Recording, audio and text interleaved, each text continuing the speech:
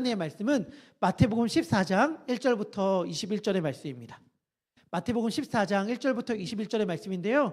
성경책을 가져오신 분들은 다 찾아서 펼쳐주시면 좋겠고요. 오늘은 말씀이 길기 때문에 성경에 관련된 내용은 우리 설교 중에 나누도록 할 터인데, 그래도 말씀을 찾아볼 터이니까 우리 성경책을 찾아서 마태복음 14장을 펼쳐주시면 감사하겠습니다. 지난 한 주간 여러분들의 삶은 어떠셨습니까?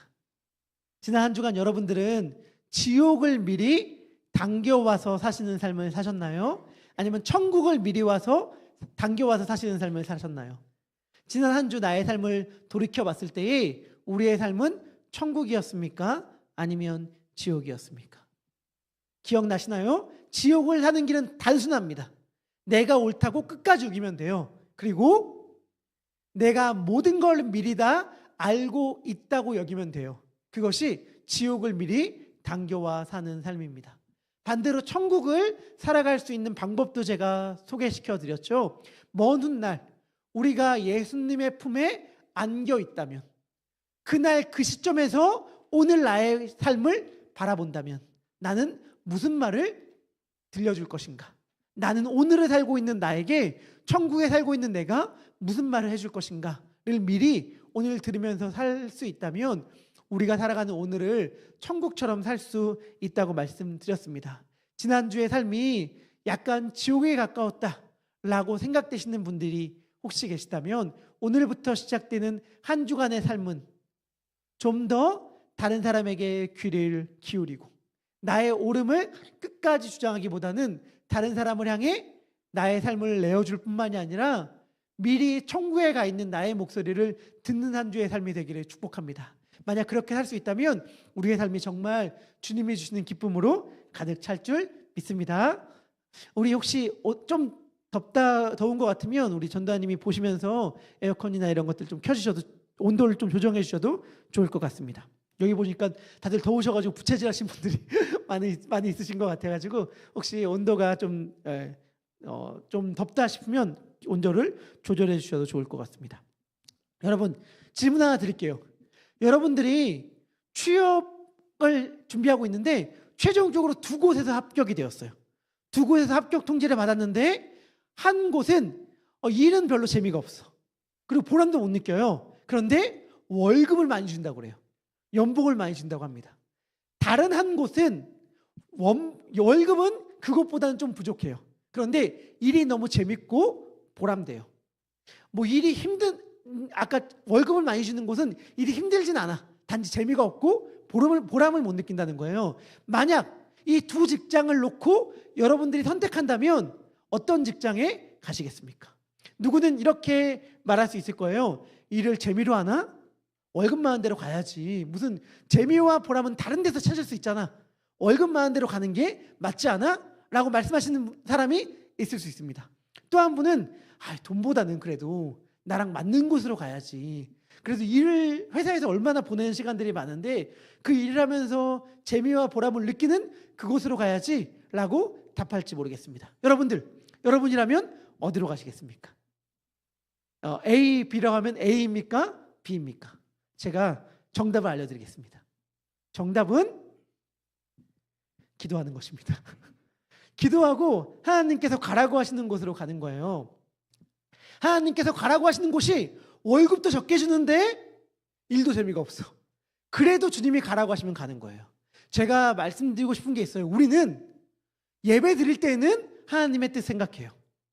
찬양할 때에는 하나님의 계획에 대해 생각합니다. 하지만 바로 월요일부터 시작되는 우리의 일상의 삶은 하나님과 전혀 상관없는 세상적 기준으로 돌아가는지 모르겠어요. 일주일 내내 세상 속에 파묻혀 살아가다 보니 세상의 기준이 완전히 우리의 기준이 되어버렸어요. 이러한 고민을 놓고 볼 때도 사실은 하나님의 뜻, 하나님의 계획 입으로만 이야기하지 우리의 삶 가운데 마음속 깊이 고민하지 않습니다. 그리고 기도한다 하더라도 뭘 기도해요? 하나님, 저 여기 가고 싶습니다. 되게 해주세요 라고 기도하지 정작 하나님께서 어디를 나를 보내시기를 원하시는지 묻지 않고 거기에 순종하겠다고 이야기하지 않습니다. 여러분, 어쩌면 그래서 우리의 삶이 이토록 허덕이는지도 모르겠어요.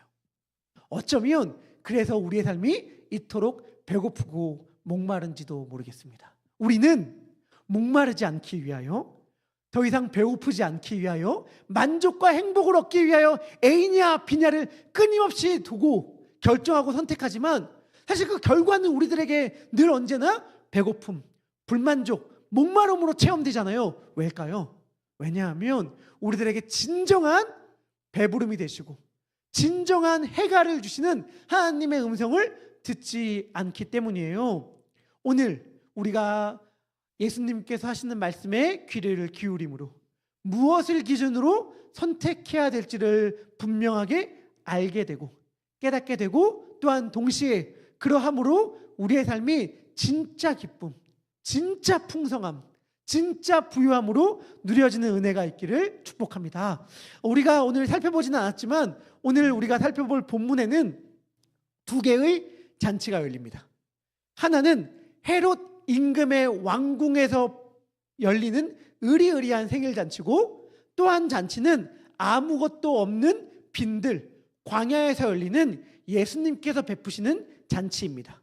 이 두 잔치가 열릴 시점은 사실 떨어져 있어요. 이 두 잔치가 사실은 같은 시점에 열린 게 아니었거든요. 그런데 마태는 의도적으로 이 두 잔치를 살짝 시간을 비틀어서 붙여놓으므로 우리들에게 무언가를 이야기해줘요. 마태복음을 읽는 독자들에게 질문하는 거예요. 너희들은 어느 잔치에 함께하고 싶니? 어느 잔치에 참여하고 싶니? 라고 마태는 우리들에게 묻고 있는 것입니다. 이 두 잔치 이야기 모두 다 들음으로 시작됩니다. 마태복음 14장 13절인데요. 우리 함께 이 말씀 읽도록 하겠습니다. 읽겠습니다. 시작. 배를 타고 떠나사 따로 빈들에 가시니. 아멘. 예수님께서 무언가를 들으셨어요. 들으시고 홀로 떠나셨습니다.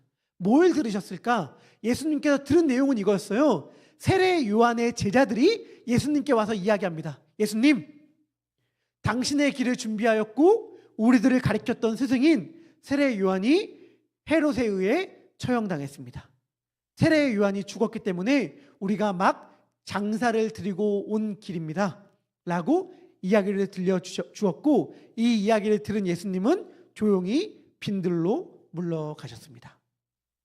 또 다른 잔치의 이야기도 들음으로 시작합니다. 14장 1절인데요. 우리 같이 이 말씀 읽도록 하겠습니다. 읽겠습니다. 시작.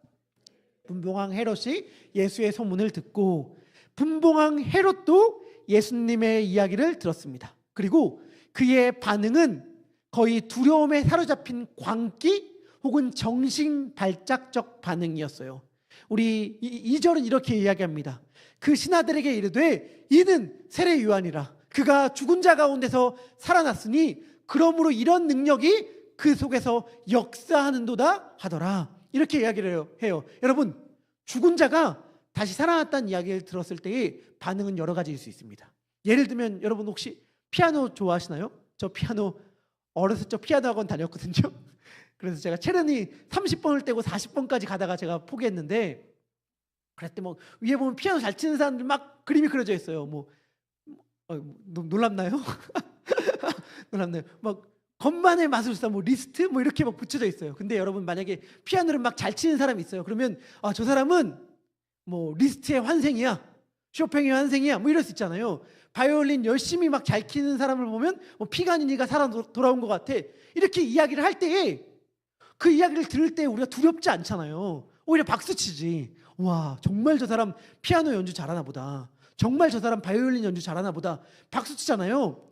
세례 요한이 죽은 다음에 헤롯이 예수님에 대한 이야기를 들었는데 예수님 엄청난 능력을 가지신 분이라는 거예요. 헤롯이 그 얘기를 듣고 이렇게 반응합니다. 세례 요한이 환생한 거 아니야? 세례 요한이 마치 되살아난 것 같아 라고 이야기를 했는데 두려워해요. 무서워해요. 왜일까요? 그 이유는 분명하죠. 헤롯이 세례 요한을 죽였기 때문입니다. 여러분, 누군가가 되살아났다는 이야기를 들었을 때에 누군가는 그 이야기를 들으면서 말도 안 돼라고 이야기할 수 있고, 누군가는 그 이야기를 들으면서 경탄할 수 있지만 두려움에 사로잡힌 사람이 있어요. 내가 그 사람을 죽였을 때, 내가 죽인 그 사람이 다시 살아났다는 이야기를 들으니까 혹시 그 자가 복수하려고 다시 살아났나? 라고 하는 두려움에 사로잡혀서 헤롯이 정신 발작 증세를 보이거든요. 마태는 헤롯이 어떻게 하다가 그 지경에 오게 되었는지를 우리들에게 알려줍니다. 오늘 헤롯가에서 일어난 사건인데요. 먼저 헤롯의 가계도를 보여주고 싶습니다. 헤롯의 가계도를 이게 여러분들 잘 안 보일 텐데 잘 안 보여도 괜찮아요. 그게 제 의도예요. 왜냐하면 정말 간추린 게 저거예요. 성경을 보면 헤롯가의 사람들이 흔히 4명 혹은 5명이 등장하거든요. 근데 제일 유명한 사람이 예수님이 태어났을 때 예수님을 죽이려고 했던 헤롯 대왕이었습니다. 이 헤롯 대왕이요, 제가 알기로는 알려진 부인만 10명이었어요. 알려진 부인만 10명이면 여러분 얼마나 그 가계도가 복잡하겠습니까? 자식도 너무 많이 낳고요, 자식들끼리 서로 결혼하기도 해. 그러니까 이 가계도가 너무 복잡해서 한눈에 바라볼 수가 없어요. 제가 딱 정리한 한 장의 그림으로 옛날에 만들려고 노력했는데 도저히 되지가 않아요. 하여튼 이 복잡한 가계도 가운데에서 오늘 제가 사건의 주인공이 되는 것만 간단히 요약해봤는데, 제가 이 그림을 놓고 설명할 테니까 구체적으로 이 그림의 글씨가 안 보여도 괜찮습니다. 제가 설명해 드릴게요. 아까 말한 예수님이 태어났을 때 예수님을 죽이려고 했던 헤롯 대왕이 있었습니다. 헤롯 대왕의 아들 가운데에 오늘 주인공격으로 등장하는 게 헤롯 안티파스, 헤롯 안디바예요. 헤롯 대왕의 아들이거든요. 근데 이 헤롯 대왕의 아들이 사고를 쳐. 무슨 사고를 치냐면 자기의 배다른 동생, 엄마가 다른 동생을 보기 위해 로마로 가서 헤롯 빌립, 자기의 배다른 동생을 만납니다. 그런데 그때 이 동생의 아내가 너무 이쁜 거예요. 그래서 이 동생의 아내를 뺏어옵니다. 말이 안 되는 짓이죠. 동생의 와이프를 뺏어와서 자기와 결혼하고 자기의 원래 아내를 내쫓아버려요. 동생의 아내를 빼앗은 것도 말이 안 되는 짓인데 여러분들 충격받지 마세요. 이 동생의 아내가 누구냐? 자신의 아빠의 손녀야. 여러분 이해가 되세요? 그러니까 헤롯 대왕의 손녀와 결혼했어. 자기 아빠의 손녀와. 물론 어머니는 다르지. 그런데 자기 아버지의 손녀와 결혼했어요. 그러니까 헤롯 안디파스는 누구를 자기 아내로 삼은 거냐면 자기의 배다른 동생의 와이프를 뺏어온 동시에 자기의 아버지의 손녀딸과 결혼한 거예요. 말도 안 되는 가문의 일이었습니다. 근데 이 사람이 누구냐라고 얘기했을 때 분봉왕이다 이렇게 얘기를 해요. 분봉왕이다. 여러분 이것도 제가 신약을 읽으면서 여러분들 헷갈릴 수 있는 개념이니까 제가 좀 정리를 하고 가면은 여러분 지도 보여주면 좋을 것 같은데, 당시에 이스라엘 땅은 로마가 다스렸습니다. 그러니까 로마라는 국가의 식민 지배였어요. 여러분들 식민 지배를 하고 있으면 왕이 있어요? 왕이 있을 수가 없죠. 만약에 저 나라에 왕이 있다면 누구예요? 로마의 황제죠. 로마의 황제인데 로마가 너무 많은 땅을 다스리다 보니까 그 땅을 다스리는 자기만의 방법을 알게 됐어요. 평안하게 다스리는. 그게 뭐냐? 그 나라의 백성들 가운데 한 명을 그 나라를 다스릴 지도자로 뽑아야겠다. 그래야 그 나라의 종교도 존중하고 문화도 존중해서 반란이 덜 일어난다 라고 해서 그 나라의 백성 가운데 한 명을 지도자로 세웠습니다. 그렇지만 혹시라도 그 나라의 백성들과 짝짝꿍이 돼서 반란을 일으키면 안 되니까 자신들이 세운 그 나라의 지도자를 관리 감독할 사람을 중앙정부에서 보냈어요. 그 사람을 누구라고 말하냐면 총독이라고 말하는 거예요. 예수님 당시에 총독이었던 빌라도가 그런 사람들이었어요. 그 나라를 다스리던 수많은 그 백성 가운데 뽑은 지도자들이 누구였냐면 분봉왕이었습니다. 그래서 여기 보면은 그 색깔이 다른데 그 색깔이 다른 지역이 뭐냐면 분봉왕이라고 불리는 사람들이 다스렸던 땅이에요. 그래서 저 보라색 빛이 오늘 주인공인 헤롯 안디바가 다스렸던 갈릴리 지방, 베레아 지방이고 이 지방을 다스리던 왕을 분봉왕이라고 불렀습니다. 지도 다시 내려놔도 좋을 것 같고요. 자 여러분, 그렇다면 여러분 분봉왕은 왕입니까? 분봉왕은 엄밀한 의미에서 왕은 아니었어요. 우리로 치면 주지사 같은 느낌? 언제든지 로마 정부가 갈아치울 수 있는 그러한 존재. 사실 로마의 신하였고 왕이라고 불릴 수 없는 존재가 그 분봉왕이었어요. 근데 여러분 분봉왕의 그래 특징이 있어요. 특징이 뭐냐? 백성들의 눈치를 엄청 본다. 예요. 왜냐하면 백성들을 잘 다스리지 못하면 어떻게 돼요? 그 도시가 시끄러워지고 그 도시가 시끄러워지면 중앙 정부에서 그걸 파악한 다음에 그 왕을 갈아치울 수 있었어요. 아이, 너희들 좀 동네 조용히 잘 다스리라고 그 지역 동네 도민 중에 지도자를 뽑았는데 왜 이렇게 너희가 다스리는 마을은 시끄러워? 왜 이렇게 너가 다스리는 도시는 시끄러워? 야, 안 되겠다. 너 저리로 가고 다른 사람 세워야겠다. 라고 로마 정부가 얼마든지 할 수 있었기 때문에 당시의 분봉 왕들은 백성들의 눈치를 엄청 봤습니다. 그런데 이 백성들은 누구예요? 하나님의 말씀을 열심히 믿고 있는 사람들이잖아요. 근데 하나님의 말씀 가운데 중요하게 하나님이 자신의 백성들에게 하지 말라고 한 게 있었어요. 그게 뭐냐면, 야, 너희들 동생의 아내를 빼앗으면 안 돼. 형제의 아내를 빼앗아서 아내 삼으면 안 된다. 하나님이 법으로 금지해 놨어요. 또 하나, 야, 너희들 가족끼리 결혼하면 안 돼. 근친하면 안 돼. 라고 모세의 법으로 금지해 놨어요. 그런데 아까 말한 헤롯 안티파스라는 왕은 이 두 가지를 다 어긴 거예요. 동생의 와이프도 빼앗았고 형제들과 가족끼리 결혼을 해버린 거죠. 그러니까 하나님의 말씀을 어긴 자였습니다. 하나님의 말씀을 어겼기 때문에 어떻게 당신 하나님의 백성으로 하나님의 말씀을 어길 수 있습니까? 라고 누군가가 지적해야 되는데 사실은 지적하는 게 쉽지 않잖아요. 아무리 그래도 왕인데, 분봉왕이고 지도자인데, 권력자인데 어떻게 그걸 지적을 함부로 하겠어요. 그래서 아무도 지적할 수 없을 줄 알았는데 그 사실을 지적하는 사람이 있었습니다. 그게 누구였냐면 민중의 지도자였던 세례 요한이었어요. 세례 요한은 헤롯의 이 행위를 공개적으로 책망합니다. 우리 마태복음 14장 4절의 말씀인데요. 우리 같이 읽도록 하겠습니다. 읽겠습니다. 시작. 자, 했습니다. 아멘. 아니, 당신 그 여자를 아내로 삼은 것 옳지 않은 일입니다. 라고 공개적으로 세례 요한이 항의했는데, 이때 말하다 라는 말의 문법은 뭐냐면 한 번만 딱 단회적으로 이야기했다가 아니라 계속해서 반복적으로 끊임없이 이야기했다는 것입니다.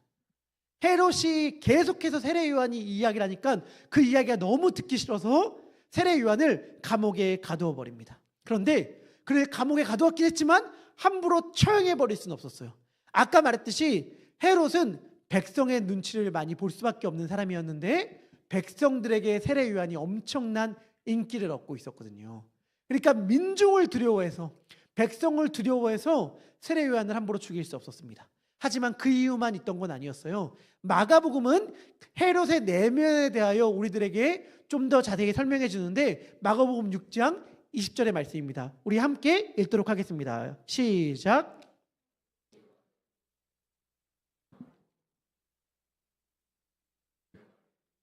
크게 번민하면서도 달갑게 들음이라. 아멘. 헤롯의 주위에는 다 아청꾼들, 아부꾼들밖에 없었어요. 헤롯도 압니다. 저 사람 나한테 잘 보여서 뭐 한 자리라도 얻으려고 저렇게 아양을 떠는구나. 알아요. 하지만 그래도 기분 좋은 말 하니까 듣는 거예요. 유일하게 세례 요한만 달랐어요. 세례 요한은 아부를 떠는 게 아니라 할 말을 딱 하는 거예요. 당신 그러면 안 됩니다. 당신 그러면 잘못하는 겁니다. 이렇게 얘기를 들었을 때에 헤롯도 아는 거죠. 다른 사람들은 다 내가 듣기 좋아하는 말만 하는데 저 사람은 나에게 필요한 말을 하는구나 라고 해서 들을 때에 크게 번민하면서도 달갑게 들었습니다. 그래도 저 사람은 나에게 필요한 말을 하는 사람이야 라고 들었어요. 누구처럼? 우리처럼. 여러분, 솔직히 우리들 다 헤롯과 같은 사람 아닙니까? 우리 안에 갈등이 있어. 번민이 있어. 하나님의 말씀을 들으면 그 하나님의 말씀이 우리의 마음을 너무 힘들게 해. 왜냐하면 우리는 하나님의 말씀대로 살고 싶지 않고 살고 있지도 않기 때문이죠. 그렇지만 떠나 살기는 힘들어. 왜냐하면 그 말이 옳다는 걸 알기 때문에.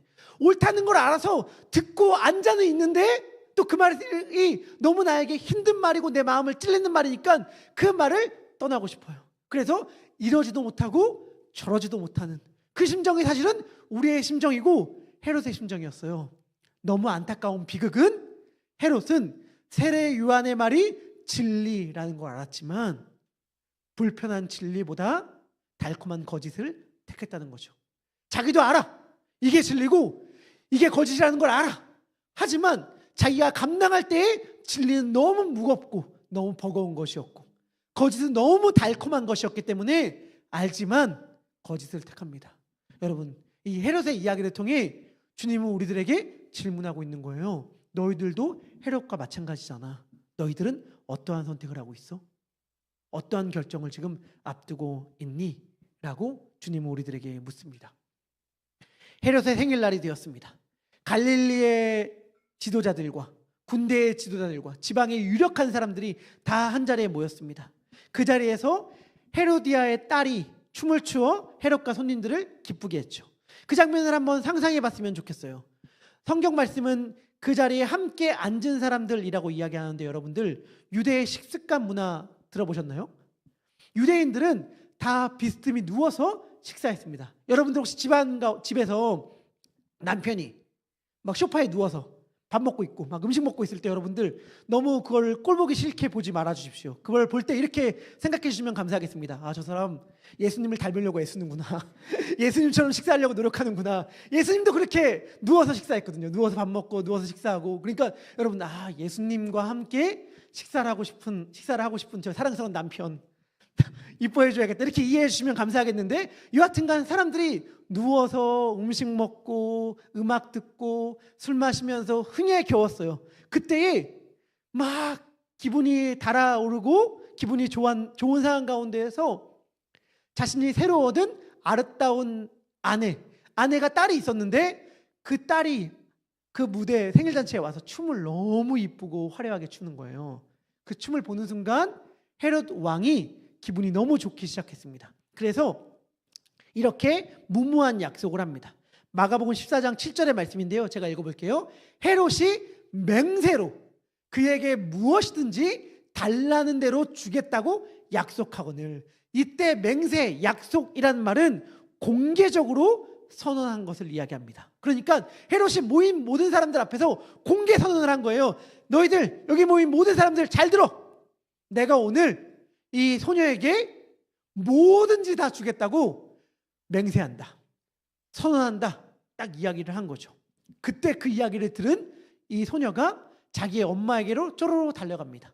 엄마에게로 달려가서, 엄마, 헤롯 왕이 내가 원하는 거 다 준다고 이야기했는데 뭐를 구하면 좋을까요? 라고 묻고, 헤로디아는 오랫동안 기다려왔던 자신의 마음을 이야기하기 시작하죠. 너무 잔인해요. 이 잔인한 일에 자기의 딸을 동참시킨다는 것이 너무 비극인데 이렇게 요청하죠. 세례 요한의 머리를 소반, 쟁반에 얹어 여기서 내게 주소서라고 요청하라고 이야기합니다. 세례 요한을 죽여서 그 머리를 잘라 쟁반에 올려 가져와 주세요 라고 어린 소녀의 입을 통해 이야기하게 해요. 역사가 요세푸스는 이 소녀의 이름이 살로메였다고 우리들에게 알려줍니다. 살로메라는 이름의 뜻은 평화예요. 평화라는 이름을 가진 소녀의 입을 통하여 선지자의 목이 달아나게 되는 것이죠. 이 소녀의 요청을 들은 헤롯 대왕은 근심하기 시작합니다. 왕이 근심하나. 이때 근심하다는 말은 정말 극도로 슬퍼하며 고통하며 애통하며 염려했다는 말이에요. 헤롯 대왕은 세례 요한을 죽이기가 너무 싫었거든요. 그런데 문제는 뭐예요? 자기가 공개 선언을 해버렸다는 거죠.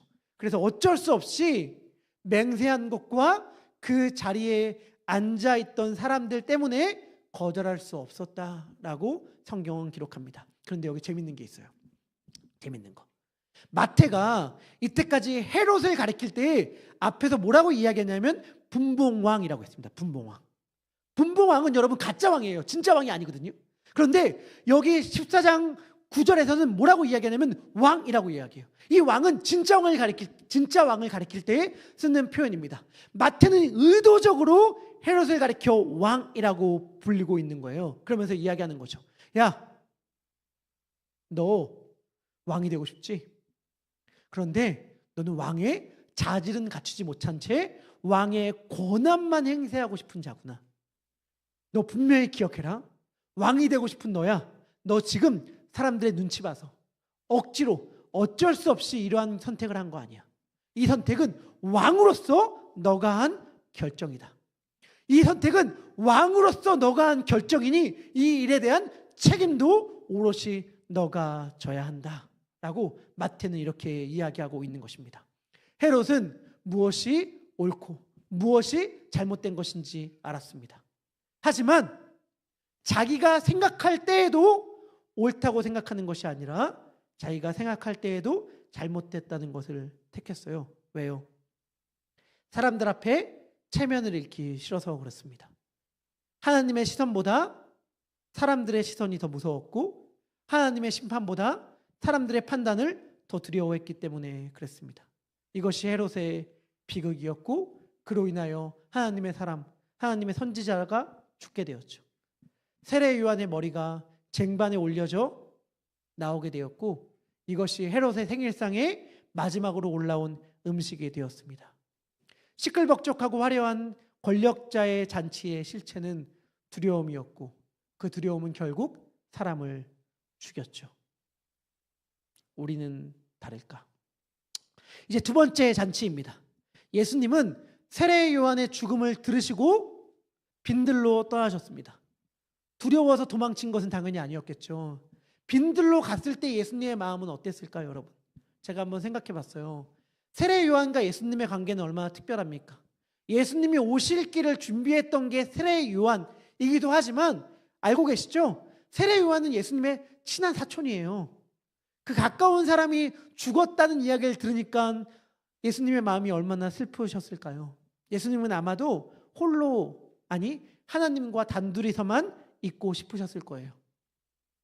단둘이 주님만, 하나님만 주시는 위로를 받고 싶으셔서 예수님은 빈들로 떠나셨습니다. 그런데 많은 무리가 예수님을 만나러 와요. 예수님의 소식을 듣고 여러 고을로부터 따라온 수많은 무리들이 예수님의 눈앞에 딱 나타나는 순간 예수님은 어떠셨을까요? 홀로 있고 싶으셨던 예수님은 많은 무리를 봤을 때 어떠한 생각이 들으셨을까? 만약에 저였다면 어땠을까 생각해 봤습니다. 저였으면 짜증났을 것 같아요. 좀 혼자 있고 싶은데 왜 나의 이런 마음을 몰라주지? 나도 좀 방해받지 않고 혼자 있는 시간 좀 갖고 싶다라고 생각했을지도 모르겠습니다. 혹은 찾아온 그 사람들을 의무감과 피곤기 쩔은 얼굴로 대했을지도 모르겠어요. 그런데 오늘 본문은 예수님의 마음에 대하여 이렇게 알려줍니다. 우리 14장 14절인데요. 우리 함께 이 말씀 읽도록 하겠습니다. 읽겠습니다. 시작. 그 무리를 보시고 불쌍히 여기시고. 아멘. 이때 불쌍히 여기다는 말이 의미가 뭔가? 단어적 뜻도 너무 중요할 수도 있지만 이 말이 언제 사용되었는가? 여러분, 누가복음 15장을 보면 탕자의 비유가 나옵니다. 집 나간 둘째 아들이 아버지의 집을 떠나서 먼 곳에 가서 고생하다가 나중에 아버지의 집으로 돌아와요. 그런데 아버지는 어땠냐면 아들이 나간 그날부터 매일마다 집 밖에 나가서 아들이 돌아오나 안 돌아오나를 기다렸어요. 그런데 얼마나 시간이 흘렀을지 모르는 그날도 아버지는 예외 없이 집 밖에 나가서 둘째 아들이 오는지 안 오는지를 보고 있는데 멀리서 둘째 아들이 초라한 몰골로 집을 향해 터벅터벅 걸어오고 있는 거예요. 그때 아버지가 어떻게 하냐면 아들을 향해 전속력으로 달려갑니다. 전속력으로 달려가서 아들을 끌어안아요. 부둥켜 끌어안고 아들에게 끊임없이 입을 맞춥니다.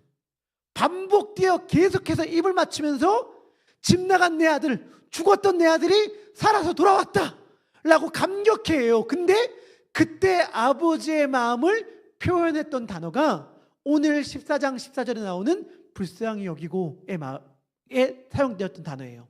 다시 말하면 예수님이 무리를 보셨을 때의 마음은 집 나간 아들이 살아 돌아왔을 때의 그 아들을 반겼던 아버지의 마음이었다. 이렇게 성경은 알려주는 거예요. 말씀드렸잖아요. 예수님은 슬프셨다고. 근데 예수님의 마음이 무리를 보는 순간 사랑과 긍휼의 마음으로 바뀌었습니다. 그 다음에 오병이어의 기적이 나오는 거거든요. 여러분, 제가 깨닫게 된 게 있어요. 깨닫게 된 거. 우리 가운데 기적을 구하며 기도할 때가 있죠. 기적을 구하며 병 낫기를 구하며 기도하고 나의 상황적 어려움을 놓고 기도하고 생명 잉태를 놓고 기도하고 우리 여러 가지 우리 정말 주님 기적을 일으켜주세요 라고 기도할 때가 있잖아요. 그리고 기적을 경험한 적도 있고 하나님의 위대하고 놀라운 기적을 경험한 순간들도 있잖아요. 근데 제가 깨닫게 된 것, 모든 기적은 일어나기 전에 내면에서부터 일어나는구나. 내면에서부터. 외부적으로 병이 낫고 임신이 되고 신분의 문제가 해결되고 어려운 상황이 해결되기 전에 먼저 내면부터 기적이 일어나는구나. 감사할 수 없는 가운데 감사가 되고, 평안할 수 없는 가운데 평화가 고백되고, 기뻐할 수 없는 가운데 기뻐하게 되는 것. 내면의 기적이 먼저 일어나는구나 라는 걸 알게 되는데, 오병이어의 기적이 일어나기 전에 예수님의 안에서부터 기적이 일어납니다. 세례 요한이 잃었던 극심한 슬픔이 무리를 향한 애달는 긍휼과 사랑으로 바뀌는 기적이 먼저 일어나게 되는 거예요. 저녁이 되었습니다. 제자들은 이렇게 이야기합니다. 예수님, 이곳은 빈들입니다. 광야입니다. 그리고 날도 이미 저물었습니다. 사람들을 보내서 마을에 들어가서 먹을 것을 사 먹게 하는 게 어떻습니까? 라고 지극히 합리적이며 상식적인 요청을 예수님께 해요. 이 요청에 예수님은 말도 안 되는 황당한 답변을 하시죠. 예수님 뭐라고 답변하시는가? 갈 거 없다. 너희가 먹을 것을 줘라 라고 이야기를 해요. 말도 안 되는 이 얘기에 제자들은 말합니다. 우리가 있는 것은 보리떡 5개와 물고기 2마리밖에 없습니다 라고 이야기하니까 예수님이 그것을 내게로 가져오라 라고 말씀하세요. 그리고 무리를 잔디 위에 앉히십니다.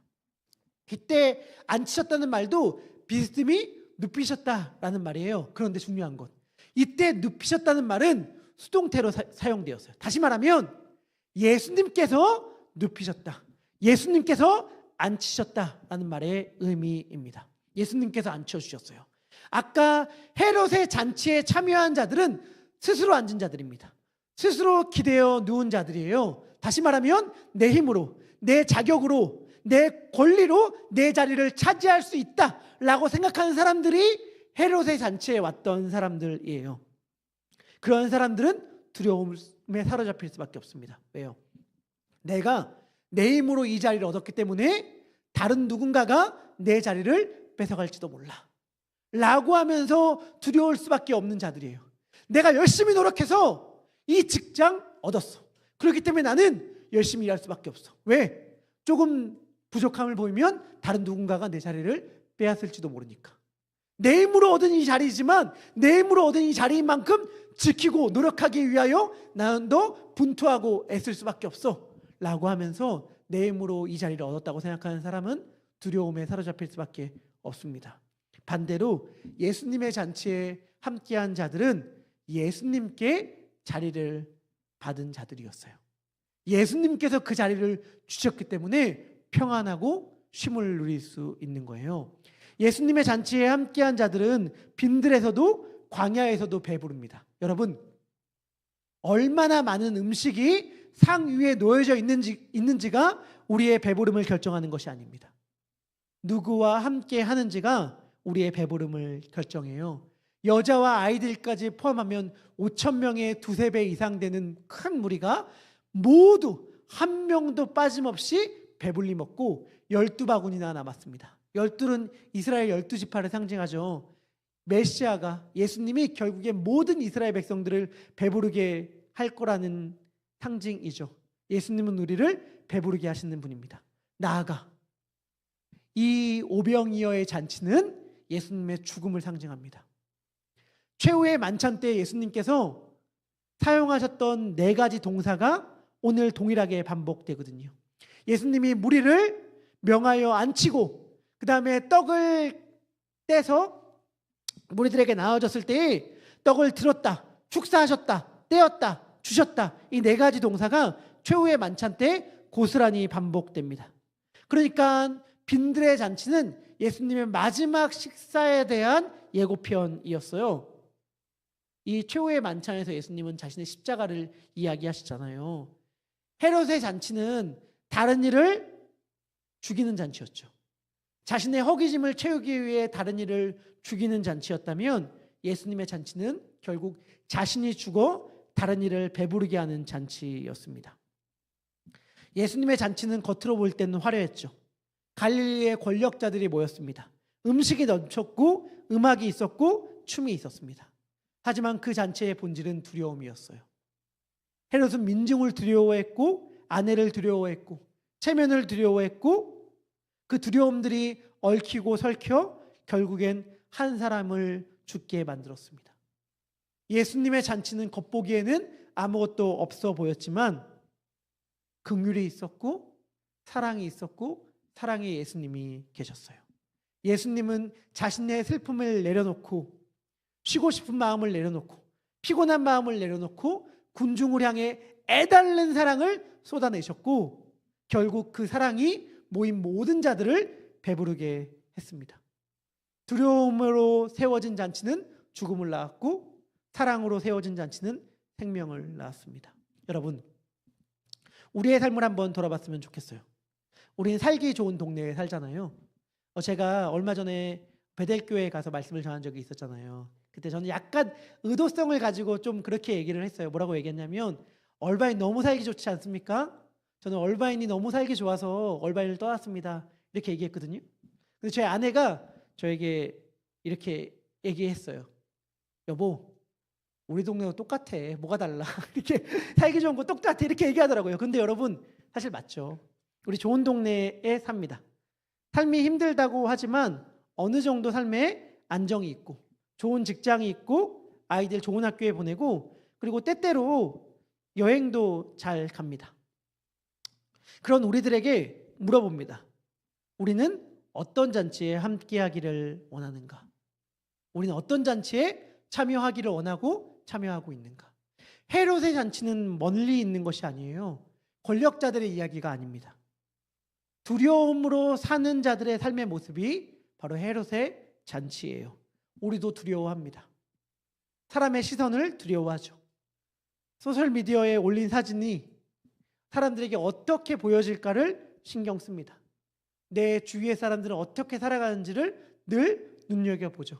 어떤 차를 타고 다니고 어떤 집에 살고 어떤 걸 장만하고 어떤 곳에 여행 갔는지 직장에서의 평판이 어떤지를 염려하고 자녀가 어떤 대학을 가는지가 마치 내 존재 가치처럼 여겨질 때도 있죠. 무서운 게 뭐예요? 안다는 거예요. 나도 안다는 거예요. 뭘 알아요? 이거 중요한 거 아니야 라는 거 알아요. 우리 다 알아요. 어떤 차 타고 사람들의 인정, 평가, 시선 중요한 거 아니야 라는 거 다 알아. 다 아는데 신경 써요. 묘하게 신경 써요. 다 알아. 다 아는데 누구처럼 알아요? 헤롯처럼 알아요. 헤롯처럼 알아요.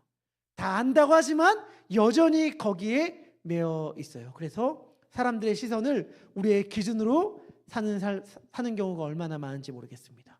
사람들의 시선이 하나님의 시선보다 더 크게 느껴질 때 우리는 헤롯의 잔치에 앉아 있는 것입니다. 그리고 결국엔 무서운 것, 그 두려움이 우리를 죽이는 거예요. 여러분, 평화로운 가정이었습니다. 평화로운 가정이 갑자기 다툼이 시작돼요. 왜요? 아니, 옆집 아이는 이번에 이런 상장 받아왔대 라는 이야기를 듣는 순간 갑자기 평화로웠던 가정이 갑자기 시끄러워지기 시작합니다. 여보, 여기는 어디 놀러 갔다 왔대 라고 이야기를 듣는 순간 갑자기 시끄러워지기 시작. 그전까지 멀쩡했는데, 그전까지 아무 문제 없었는데 갑자기 그런 사람들의 시선과 평가가 우리들 가운데 비춰지는 그 순간 갑자기 우리들의 가정이 시끄러워지기 시작하고 우리들의 삶이 요동치기 시작하죠. 두려움과 사람들의 시선이 우리들에게 소중한 것들을 죽이기 시작하는 거예요. 얼마 전까지만 해도, 아니 바로 어젯밤까지만 해도 내 삶을 전부를 바친다 하더라도 아깝지 않을 우리의 귀한 자녀였는데 다른 자녀의 이야기를 듣는 순간 너 왜 이거밖에 못해? 라는 말이 나올 수밖에 없는, 남편을 볼 때도 아내를 볼 때도 그렇게 되는 우리들의 존재들, 그것이 헤롯의 잔치에 참여하는 삶의 모습입니다. 예수님의 잔치는 그럼 어떠한가? 그것도 멀지 않습니다. 예수님의 잔치는 하나님을 신뢰하는 삶입니다. 사도 요한은 이렇게 우리들에게 알려줍니다. 우리 함께 이 말씀 읽도록 하겠습니다. 읽겠습니다. 시작. 아멘. 여러분, 두려움의 반대말은 용기가 아니에요. 두려움의 반대말은 용기가 아니라 사랑이라는 걸 알게 됩니다. 화재로 뒤덮인 건물 안에서 자기의 자녀를 구하기 위해 뛰어드는 엄마의 모습은 용기라기보다는 사랑이죠. 사랑. 온전한 사랑은 두려움을 내어 쫓습니다.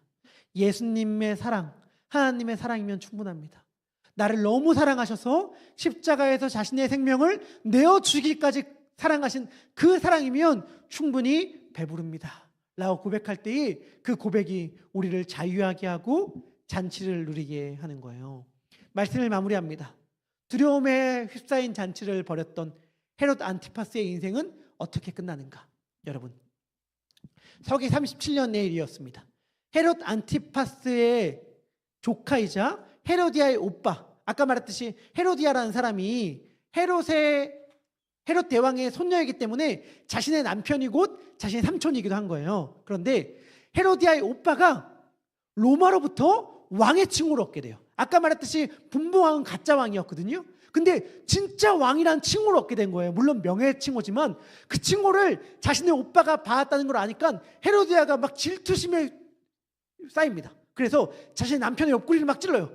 여보, 우리 오빠 얘기 들었어? 우리 오빠 아그리빠가 로마 황제로부터 왕이라는 칭호를 얻게 되었대요. 당신도 좀 황제한테 잘 보여서 왕의 칭호를 좀 얻으면 좋겠어요 라고 막 요청해요. 헤롯 안티파스는 그러한 욕심은 없었는데 아내가 하도 닥달하니까 알겠습니다. 내가 당신의 부탁을 거절하지 않고 당신이 이렇게 원하니까 내가 로마 황제에게 찾아가서 한번 요청해 볼게요 라고 해서 로마 황제한테 갑니다. 그래서 왕의 칭호를 달라고 요청했는데 그 요청에 앞서서 헤로디아의 오빠였던 앞서 왕의 칭호를 받았던 아그리빠가 이 소식을 미리 알게 되고 질투심을 느껴서 황제에게 거짓 고발을 합니다. 안티파스가 반역을 일으키려고 합니다 라고 하는 거짓 고발을 하고 그 이야기를 들은 로마의 황제가 헤롯 안티파스를 모든 지위에서 내려놓게 하고 가지고 있는 모든 재산과 영토를 빼앗아 버리고 프랑스의 시골에 있는 남부지방 골로 추방해버려요. 그래서 헤롯 안티파스는 골 지방에서 홀로 외롭게 쓸쓸하게 죽게 되었습니다. 그는 세례 요한을 죽이면 진실이 사라질 것이라고 생각했을지 모릅니다. 마치 모래 속에 머리를 파묻으면 자신을 향한 위협이 사라질 거라고 믿는 타조처럼 세례 요한을 죽이면 진실이 사라질 거라고 생각했을지 모릅니다. 맹세를 지키면 사람들이 자신을 좋게 봐서 권력이 유지될 거라고 생각했을지 모르겠습니다. 그러나 결국 그가 두려워했던 모든 것들, 민중의 눈, 사람들의 시선은 아무것도 그를 지켜주지 못했습니다. 이것이 사람을 두려워하며 살았던 사람의 최후였습니다. 여러분, 두 개의 잔치가 있고 우리는 매일 이 두 잔치 가운데 어떤 잔치에 앉을 것인지를 선택해야 합니다. 사랑하는 더베델의 성도님들, 헤롯과 함께 하시겠습니까? 아니면 예수님과 함께 하시겠습니까? 화려하고 재밌어 보이고 신나 보이고 웅장해 보이지만 실상은 두려움으로 꽉 찬 잔치. 빈들처럼 보이지만 예수님의 사랑으로 꽉 찬 잔치.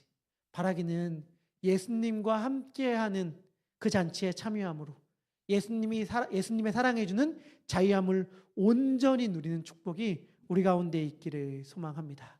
우리 그러한 마음을 담아 우리 함께 나의 하나님 찬양하도록 하겠습니다.